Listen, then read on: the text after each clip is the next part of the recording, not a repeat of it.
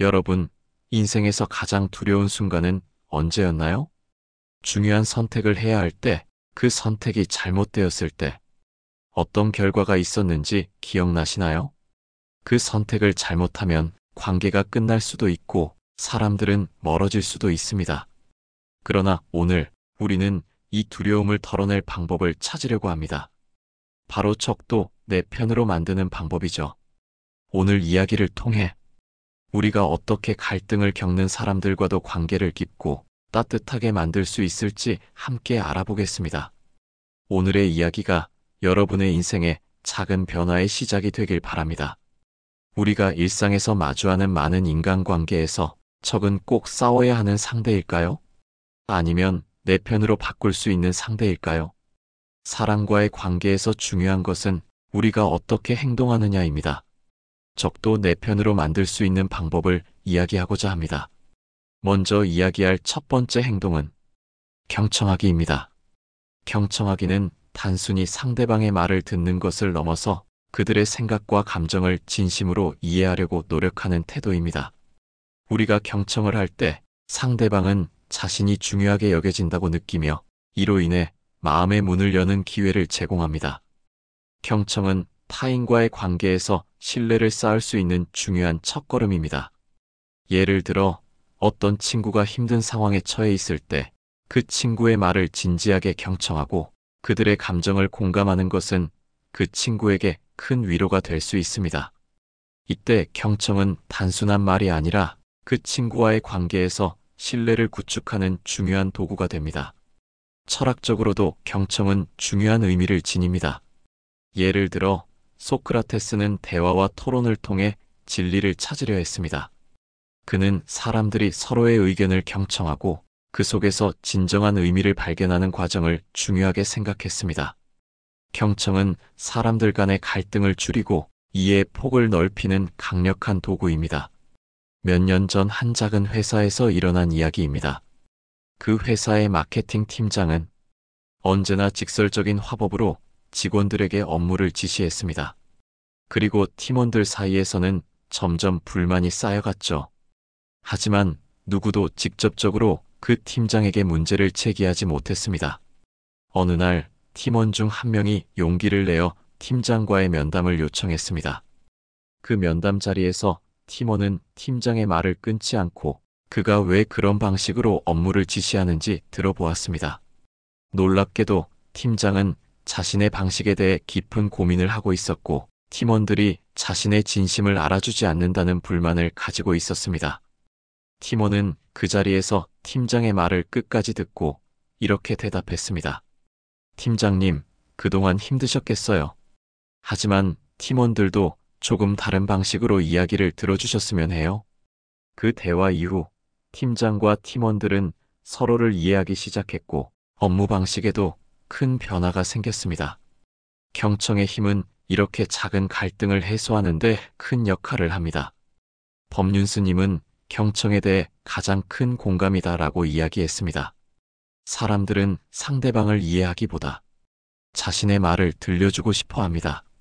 하지만 경청은 상대방의 마음을 여는 첫 번째 열쇠입니다. 상대가 어떤 이야기를 하든 우리는 그것을 판단하려 하거나 반박하려 하지 말고 그저 듣는 것만으로도 큰 힘이 될 수 있습니다. 그 사람이 우리의 반응에 따라 마음을 열고 적에서 친구로, 친구에서 동료로 변할 가능성이 생기죠. 공자는 이렇게 말했습니다. 남의 말을 경청하는 자는 그 마음을 얻을 수 있다. 이 말은 단순히 듣는 태도가 아니라 상대와의 관계를 깊게 만드는 본질을 담고 있습니다. 경청은 단순히 상대의 말을 듣는 것이 아니라 상대가 진짜로 하고 싶은 말을 끌어내는 과정입니다. 그리고 그것은 관계의 시작점이 될 수 있습니다. 두 번째 행동은 바로 장점 인정하기입니다. 이 행동은 사람과의 관계를 한 단계 끌어올릴 수 있는 중요한 요소입니다. 대부분 우리는 타인의 단점을 먼저 발견하게 되며 그것에 집중하는 경향이 있습니다. 그러나 우리가 상대방의 장점을 인정하고 그것을 진심으로 칭찬할 때 관계는 더욱 긍정적이고 깊어질 수 있습니다. 실생활에서 장점을 인정하는 것의 중요성을 한번 생각해 봅시다. 예를 들어 한 중견기업에서 있었던 이야기입니다. 김 과장은 젊은 신입사원과 업무 스타일 문제로 갈등을 겪고 있었습니다. 김 과장은 정해진 규율을 중시하는 성격이었고, 반면 신입사원은 창의적이고 자유로운 방식으로 일을 하고 싶어 했죠. 서로를 이해하지 못한 두 사람은 매일같이 부딪혔고, 회사는 점점 불편한 분위기로 가득 차게 됐습니다. 그러던 어느 날, 김 과장은 사내 워크숍에서 신입사원이 발표하는 모습을 보게 되었습니다. 그는 발표 자료를 준비하면서 보여준 신입사원의 창의성과 논리적인 사고에 감탄하게 되었죠. 김 과장은 워크숍 후 신입사원에게 다가가 이렇게 말했습니다. 오늘 발표 정말 잘했어. 너의 창의적인 아이디어가 팀에 큰 도움이 될 것 같아. 그 이후로 두 사람의 관계는 서서히 변하기 시작했습니다.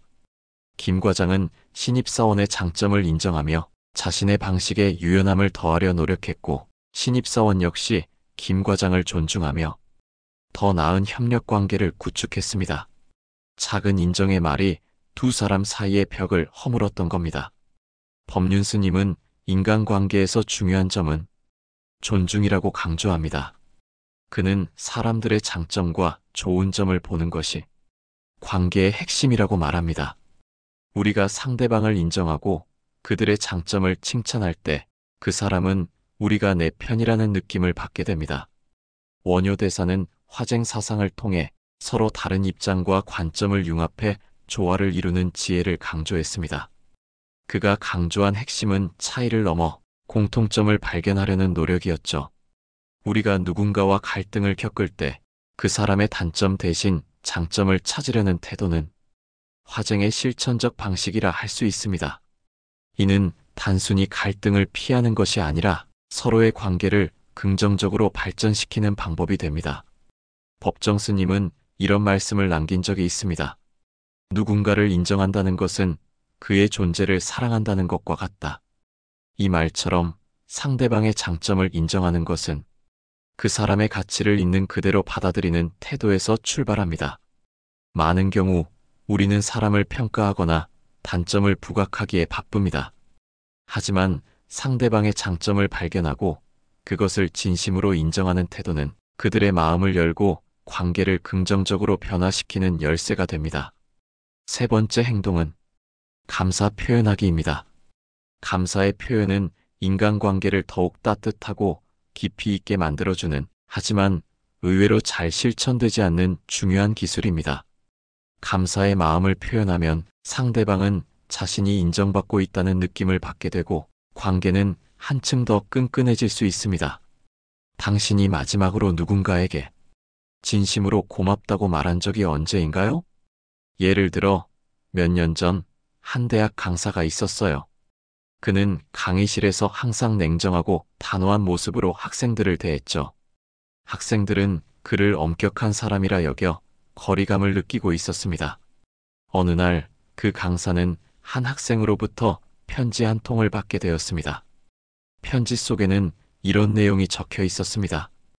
교수님, 늘 저희를 위해 열심히 강의 준비를 해주시는 모습에 감사합니다. 덕분에 저는 공부에 대한 열정을 잃지 않을 수 있었습니다. 제가 지금껏 교수님께 감사하다는 말을 제대로 못 전한 것 같아 이렇게 글로 남깁니다. 그 편지를 읽은 강사는 순간 울컥하는 감정을 느꼈고 자신이 했던 모든 노력이 헛되지 않았음을 깨달았습니다. 그날 이후 강사는 학생들에게 조금 더 따뜻하게 다가가기 위해 노력했고 학생들과의 관계는 점차 개선되었습니다. 감사의 표현은 작은 행동처럼 보이지만 그 영향력은 우리의 예상을 훨씬 뛰어넘습니다. 법륜스님은 이렇게 말씀하신 적이 있습니다. 감사할 줄 아는 사람은 세상의 모든 것이 행복의 이유가 됩니다. 감사는 단순히 상대를 칭찬하거나 고마움을 표현하는 데 그치지 않고 자신의 삶을 바라보는 관점을 긍정적으로 변화시키는 힘이 있습니다. 감사의 마음을 표현하면 상대는 자신이 인정받고 있다는 느낌을 받게 되고 이로 인해 관계는 한층 더 끈끈해질 수 있습니다. 스토아 철학에서는 매일 감사하는 습관을 실천할 것을 강조했습니다. 대표적인 스토아 철학자 마르쿠스 아우렐리우스는 그의 저서 명상록에서 우리가 가진 것에 감사하며 그것을 당연하게 여기지 말라고 말했습니다. 특히 적대적인 관계에서도 감사할 점을 찾으려는 노력은 우리의 감정을 다스리고 관계를 바꿀 수 있는 강력한 도구가 됩니다. 감사는 우리의 마음을 열고 상대방이 우리를 신뢰할 수 있도록 돕는 다리 역할을 합니다. 네 번째 행동은 바로 감정을 솔직하게 표현하기입니다. 많은 사람들이 감정을 숨기고 자신이 느끼는 것을 드러내지 않으려 합니다. 하지만 사람들은 우리의 감정을 읽을 수 있는 능력이 뛰어납니다. 우리의 표정, 몸짓, 말투가 그 감정을 무의식적으로 전달하죠. 당신은 최근에 자신의 감정을 누군가에게 솔직하게 털어놓은 적이 있나요? 감정을 솔직하게 표현하는 것은 상대방과의 관계를 더 깊고 진실되게 만드는 방법입니다. 감정은 숨기고 억누를수록 폭발하게 되며 그로 인해 더 큰 갈등이나 불화가 일어날 수 있습니다. 반면 감정을 솔직히 표현할 때 우리는 관계의 벽을 허물고 서로에 대한 신뢰와 공감을 쌓을 수 있습니다. 예를 들어 한 회사의 부장님과 직원 간의 이야기입니다. 김 부장은 늘 진지하고 엄격한 모습으로 팀을 이끌었습니다.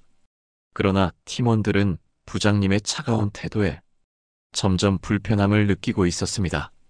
누구도 그에게 자신의 불만을 말할 수 없었고 팀 내 분위기는 점점 경직되어 갔습니다. 어느 날 한 직원이 결심을 하고 김 부장에게 다가갔습니다. 그는 이렇게 말했죠. 부장님, 사실은 부장님이 너무 엄격해서 때로는 불안하고 어려워요. 저희가 하고 싶은 말을 제대로 표현하지 못하는 것 같아서 불편해요. 김 부장은 순간 놀랐습니다. 그동안 팀원들의 감정을 전혀 고려하지 못했다는 사실을 깨달았죠. 하지만 그 직원을 고마운 마음으로 받아들이고 그날부터 팀원들과 좀 더 열린 대화를 나누기로 결심했습니다. 그 후 팀 분위기는 점차 풀어졌고 업무 효율성도 높아졌습니다. 숨겨둔 감정을 솔직히 표현하는 것만으로 관계는 더 나은 방향으로 변할 수 있습니다. 법정 스님은 진정한 마음으로 사람을 대하는 것의 중요성에 대해 자주 이야기하셨습니다. 마음이 닫혀 있으면 아무리 좋은 의도라도 제대로 전달될 수 없다. 마음이 열려 있을 때 진심은 자연스럽게 전해진다. 진정성 있게 감정을 표현하는 것은 상대방과의 관계를 깊고 진실되게 만드는 방법입니다. 감정은 숨기고 억누를수록 폭발하게 되며 그로 인해 더 큰 갈등이나 불화가 일어날 수 있습니다. 반면 감정을 솔직히 표현할 때 우리는 관계의 벽을 허물고 서로에 대한 신뢰와 공감을 쌓을 수 있습니다. 스토아 철학의 에픽테토스는 자기 자신과의 대화를 중요하게 여겼습니다. 그는 자신의 감정을 직시하고 그것에 대해 솔직하게 말하라고 강조했습니다. 이 철학의 핵심은 우리가 자기 감정을 이해하고 표현함으로써 상대방과 더 깊은 대화를 나눌 수 있다는 것입니다. 감정을 숨기지 않고 표현하는 것은 결국 자기 자신을 있는 그대로 드러내는 과정입니다. 이 과정이 진정성과 신뢰를 바탕으로 한 관계를 만들어가는 중요한 발판이 됩니다. 감정을 솔직히 나누는 사람은 사람들에게 진심을 전달할 수 있고 그들이 더 이상 적이 아니라 우리의 편이 될 수 있습니다. 다섯 번째 행동은 신뢰 쌓기입니다. 신뢰는 인간관계의 기본이며 관계를 유지하고 강화하는 데 필수적인 요소입니다. 신뢰가 쌓일 때 사람은 서로의 약점을 이해하고 불안감을 덜어낼 수 있습니다. 신뢰는 행동으로 보여줘야 하며 작은 일에서부터 꾸준히 실천해야 합니다. 예를 들어 약속을 지키고 상대방의 말을 믿고 그들의 기분을 존중하는 행동이 신뢰를 쌓는 과정입니다. 사람들이 신뢰하는 이유는 그들이 일관성 있게 신뢰할 만한 행동을 보여주었기 때문입니다. 또한 우리가 상대방에게 신뢰를 주었을 때 그들도 우리에게 신뢰를 돌려줍니다. 신뢰는 상호작용을 통해 만들어지며 그 결과 관계는 더욱 깊고 강하게 이어집니다. 법정 스님은 신뢰와 관련하여 모든 인간관계는 신뢰에서 시작된다. 그 신뢰는 작은 일에서부터 커져간다라는 말을 남기셨습니다. 법정 스님은 신뢰를 통해 사람들 간의 갈등을 해결하고 서로를 이해할 수 있는 방법을 제시하셨습니다. 우리는 작은 신뢰의 행동을 통해 사람들과 깊은 유대감을 형성하고 갈등을 해결할 수 있는 방법을 찾을 수 있습니다. 실제로 신뢰를 쌓는 데 있어 중요한 것은 우리가 얼마나 진실되고 일관되게 행동하느냐에 달려 있습니다. 일시적인 감정이나 상황에 따라 변하지 않고 꾸준히 그 사람에게 신뢰를 주는 모습이 보여질 때 상대방은 우리를 믿게 되고 결국 우리는 그 사람을 내 편으로 만들 수 있게 되는 것입니다. 관계 속에서 한 걸음 더 다가가고 진정성을 담은 행동으로 사람들의 마음을 열어보셨으면 합니다. 여러분이 겪은 작은 변화가 앞으로의 인간관계에 큰 영향을 미칠 수 있습니다. 오늘의 이야기가 여러분에게 도움이 되었길 바랍니다. 여러분의 경험을 댓글로 남겨주시면 감사하겠습니다. 끝까지 시청해 주셔서 감사합니다. 여러분의 마음이 탄탄대로이길 바랍니다. 마음의 대로였습니다. 구독과 좋아요는 저에게 큰 힘이 됩니다.